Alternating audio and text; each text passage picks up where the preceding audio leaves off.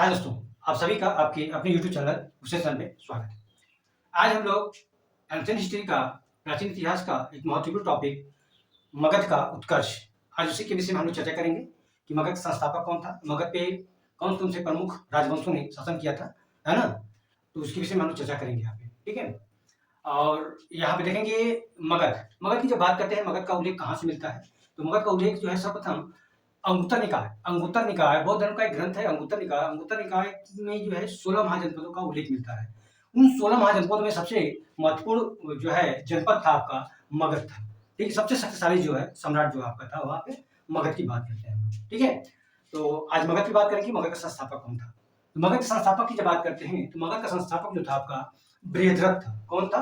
तो बृहद्रथ। मगध का संस्थापक जो है बृहद्रथ था, बृहद्रथ, है ना। इसने ही मगध की स्थापना की और एक नए वंश की स्थापना किया, नए अपने नाम पे ही बृहद्रथ वंश की स्थापना करता है। बृहद्रथ वंश की स्थापना करता है। इसके पुत्र का नाम था जरासंध। क्या था? जरासंध। कभी आपसे पूछ दे कि बृहद्रथ के पुत्र का क्या नाम था, है ना, तो आप कहेंगे जरासंध, या जरासंध के पिता का क्या नाम था, आप तो कह सकते हैं बृहद्रथ था। इसने जब मगध की गद्दी पे बैठा तो इसने अपनी राजधानी कहां पे बनाया? इसकी राजधानी थी आपकी गिरिब्रज। गिरिब्रज क्या थी? इसकी राजधानी थी,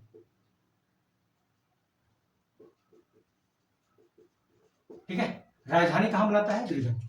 एक कह सकते हैं मगध का संस्थापक कौन था? तो मगध का संस्थापक है आपका बृहद्रथ, और बृहद्रथ ने सर्वप्रथम अपनी राजधानी कहां पर बनाया था? तो आपका गिरिब्रज आपकी राजधानी बनाता है, और उसके पुत्र का नाम था जरासंध, ठीक है। बृहद्रथ वंश के बाद कौन वंश जो है, कौन से वंश जो है मगध की गद्दी पे बैठा, ठीक है। तो आप देखेंगे सबसे पहले यहाँ पे बृहद्रथ बैठेगा। बृहद्रथ के बाद जैसे कि कभी कभी क्रम पूछ देता है कि किस वंश के बाद कौन सा वंश आपका आया, उसको भी आसानी से आप ध्यान देख पाएंगे इसमें। बृहद्रथ वंश, ठीक है, सबसे पहले मगध पे, उसके बाद आएगा आपके पास आर्यक वंश, उसके बाद आपका आएगा शिशुनाग वंश,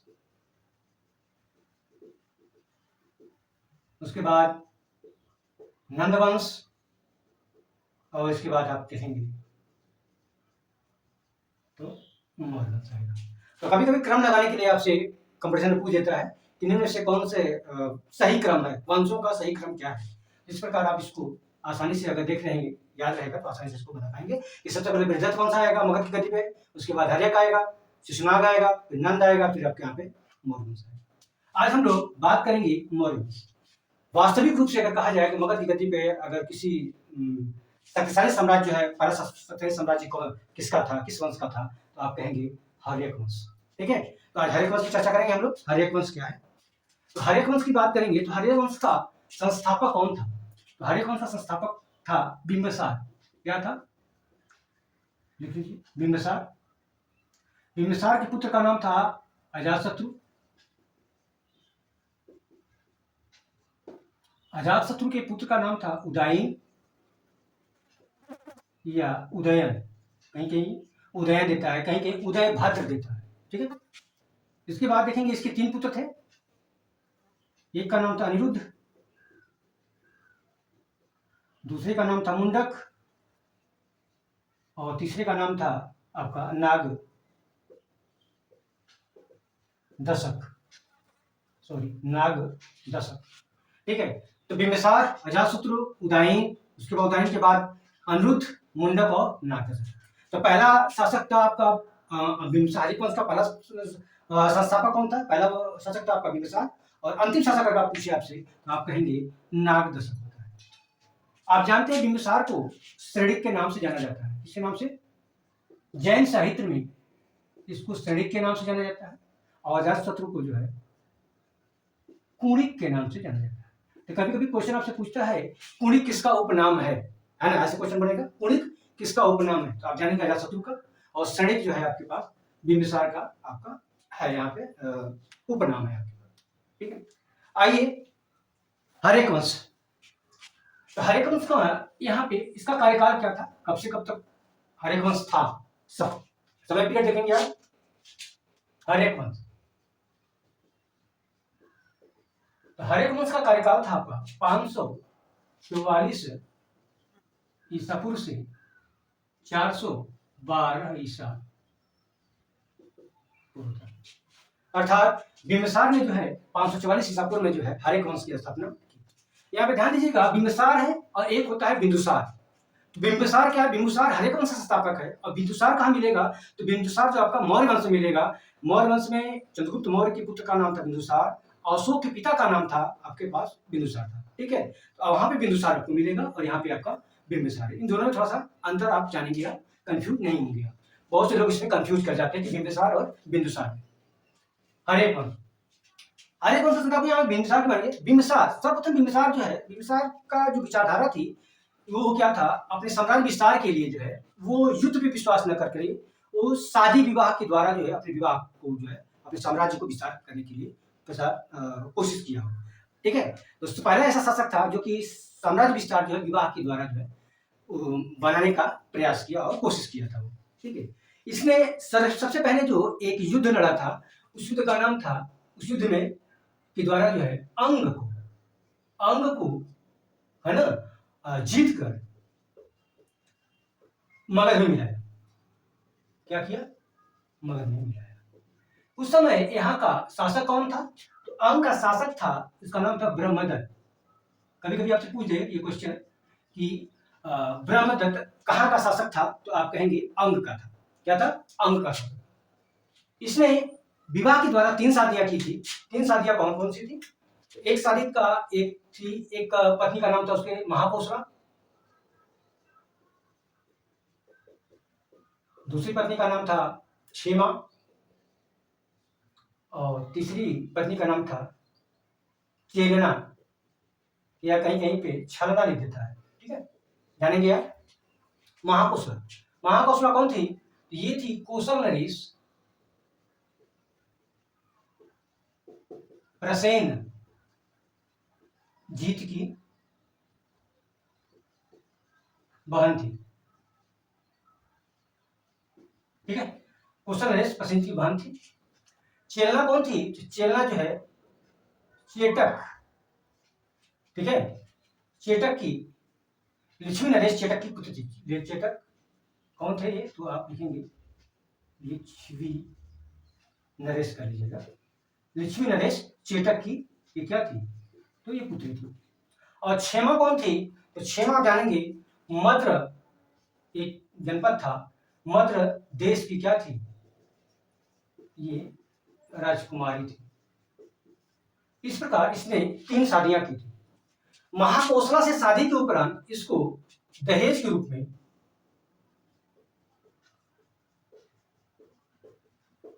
क्या प्राप्त होता है, काशी प्राप्त होता है ना। ये बिंबिसार जो है जब महाकोशला से शादी करते हैं तो प्रसेनजीत ने अपनी बहन से शादी के उपलक्ष्य में जो है काशी जो है महाजनपद, काशी जनपद जो है इनको क्या करता है, दहेज के रूप में इनको दे देता है, ठीक है, इसको बिंबिसार को दे देता है, ठीक है।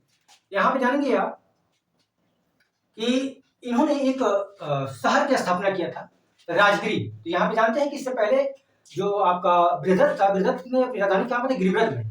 इसने अपनी राजधानी कहाँ बनाई, तो राजगिरी, राजगिरी शहर की स्थापना। कभी कभी आपसे पूछ दे कि राजगिरी शहर की स्थापना किसने किया था, तो आप कहेंगे बिंबिसार। और बिंबिसार ने स्थापना कर इसी को क्या बनता है, स्थापना कर राजधानी बना देता है, ऐसे कहिए,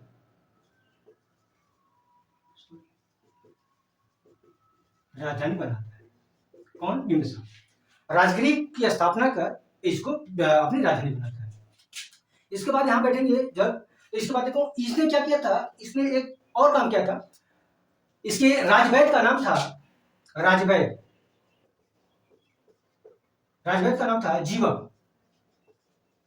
इसने अपने राजवैद्य जीवक को जो है 2 लोगों की सेवा में भेजा था। एक, जब महात्मा बुद्ध के बीमार होने पर, बुद्ध की सेवा में, एक बार महात्मा बुद्ध क्या होते हैं, बीमार पड़ जाते हैं, तो उनकी सेवा के लिए जो है राजवैद्य जीवक को जो है बिंबिसार जो है सेवा के लिए भेजता है। और एक भेजता है अवंती नरेश चंड प्रद्योत की सेवा के लिए भेजता है। चंड प्रद्योत जो है एक बीमारी से ग्रसित हो जाते हैं। उस समय उस बीमारी का नाम था पांडु बीमारी। पांडु में या इसी को कहा जाता है पीलिया, नाम आता है पीलिया। ठीक है, तो पांडु या पीलिया रोग से ये चंड प्रद्योत जो है बीमार पड़ जाते हैं। तो इनके बीमारी के इलाज के लिए जो है बिंबिसार ने जो है राजवैद्य जीवक को जो भेजा है। आपसे क्वेश्चन ये पूछता है राजवैद्य जीवक जो है किसके दरबारी राजवैद्य थे, तो आप बता सकते हैं। आप यहाँ पे हो जाएगा आपके पास बिंबिसार के आपके थे यहाँ पे। ठीक है, तो ये कुछ महत्वपूर्ण इससे संबंधित क्वेश्चन थे आपके पास। यहाँ पे जानेंगे कि इनकी हत्या करके, बिंबिसार की हत्या करके अजातशत्रु जो है क्या करता है, गद्दी पे बैठता है। और अजातशत्रु की हत्या करके उदयन गद्दी पे बैठता है। तो आप देखेंगे इस बाप की हत्या इस बेटे ने किया, इस बाप की हत्या इस बेटे ने किया, क्योंकि एक के बाद एक हत्या हो रही थी। इसीलिए इस वंश को जो है एक और वंश से नाम से जाना जाने लगा, जिसको हम लोग कहते हैं पितृहंता वंश। तो कौन सा बनता है आपके पास, पितृहंता वंश। क्वेश्चन आपको बनता है कि पितृहंता वंश के नाम से किस वंश को जाना जाता है, आप कहेंगे हर्यक वंश। ठीक है, यहाँ पे अजातशत्रु जो है बिंबिसार की हत्या करके यहाँ पे गद्दी पे बैठते हैं। गद्दी पे बैठने के बाद यहाँ पे दो लोगों से उसका युद्ध होता है। एक यहाँ पे महाकोशला प्रसेनजीत से युद्ध होता है। प्रसेनजीत कौन था, तो प्रसेनजीत आप कह सकते हैं इसका मामा था अजातशत्रु का। अजातशत्रु से और प्रसेनजीत से युद्ध होता है। इस युद्ध में क्या करता है, अजातशत्रु जीत जाता है। जीतने के बाद इन दोनों में संधि होता है।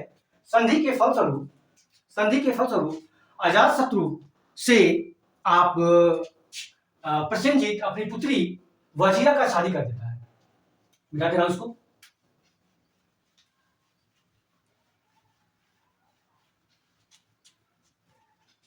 यहां पे क्या करता है, प्रसेनजीत युद्ध के उपरांत, यानी कि दोनों के क्या होते हैं, युद्ध होता है। युद्ध के उपरांत है ना, अपनी पुत्री वाजिरा, नाम है वाजिरा, की शादी किससे कर देता है, शादी अजातशत्रु से करता है। अजातशत्रु से कर देता है। ठीक है, जानेंगे आप, अजातशत्रु से आपका इससे कर देता है। अजातशत्रु से क्वेश्चन एक और है आपके पास, महत्वपूर्ण है यहाँ पे। आप अब जानेंगे यहाँ पे लिच्छवियों से भी इसका युद्ध होता है ना। लिच्छवी इसका एक मंत्री था, मंत्री का नाम था वत्सकार। वत्सकार बहुत ही कूटनीतिक व्यक्ति था। ये वत्सकार जो है बहुत ही कूटनीतिक व्यक्ति था। इसी की कूटनीति के द्वारा जो है वो लिच्छवियों से भी युद्ध करता है। उस लिच्छवियों के युद्ध में जो है प्रसेनजीत क्या करता है, जीत जाता है।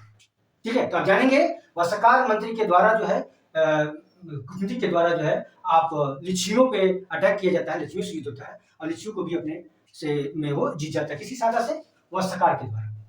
ठीक है, इसके समय में एक घटना घटित होती है, प्रथम बौद्ध संहिता, बहुत ही महत्वपूर्ण है। प्रथम बौद्ध संहिता 483 ईसा पूर्व में जो है प्रथम बौद्ध संहिता का आयोजन जो है इसी के शासनकाल में होता है। कि उसी समय 483 ईसा पूर्व में ही गौतम बुद्ध की मृत्यु हो जाती है। उनकी मृत्यु के उपरांत जो है पहली बार प्रथम बौद्ध संहिता का आयोजन किसके शासनकाल में होता है, तो अजातशत्रु के ही शासनकाल में होता है। ठीक है, यहाँ पे वो भी कहाँ पे होता है, सप्तपर्णी गुफा में, नाम आता है सप्तपर्णी गुफा। ठीक है, सप्तपर्णी गुफा में ही आपका यहाँ पे होता है। ठीक है, कहाँ पे, तो राजगीर में होता है। अब जानिएगा दोनों लोग बिंबिसार और अजातशत्रु, ये दोनों जो है दोनों धर्मों के अनुयायी थे, बौद्ध और जैन।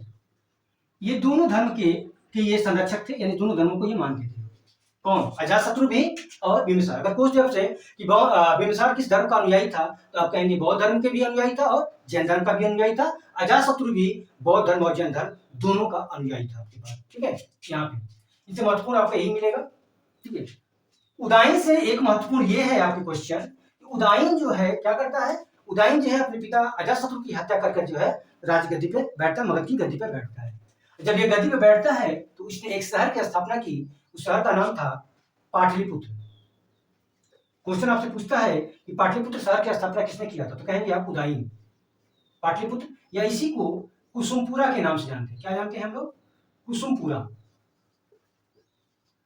पाटलिपुत्र या कुसुमपुरा शहर की स्थापना करता है। ये किस नदी के किनारे पे है, संगम पे है?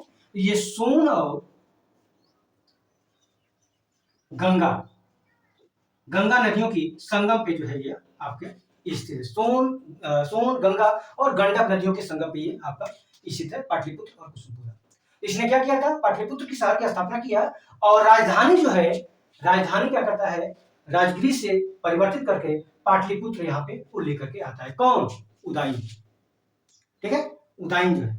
और उदयन जो है, उदयन के बाद उसके 3 पुत्र होते हैं, अनिरुद्ध, मुंडक और नागदशक। इसे उतना कुछ महत्वपूर्ण है नहीं, बस यहाँ पे जानिएगा उदयन के बाद अनिरुद्ध गद्दी पे बैठता है क्रमशः, उसके बाद मुंडक बैठता है, उसके बाद नागदशक बैठता है। नागदशक से क्वेश्चन आपका ये बनता है कि नागदशक जो है ये पूछता है कि हरिक वंश का अंतिम शासक कौन था, तो आप बताते हैं कि नागदशक। इससे और ज्यादा क्वेश्चन नहीं बनता है। यही क्वेश्चन और बनेगा आपका कि नागदशक की हत्या कर किसने हत्या की और एक नए वंश शिशुनाग वंश की स्थापना किया। तो आप कहेंगे शिशुनाग ने। शिशुनाग इसका महामात्र रहता है, अमात्य रहता है, उसी ने इसकी हत्या की और हत्या करने के बाद एक नए वंश की स्थापना करता है। आई होप आप लोग को ये कॉन्सेप्ट आप लोगों को समझ में आया होगा। प्लीज अगर आया होगा तो अपने दोस्तों में ज्यादा से ज्यादा इसको शेयर करिएगा, है ना, और इस चैनल को आप लाइक शेयर सब्सक्राइब करिएगा। Thank you so much. जय हिंद।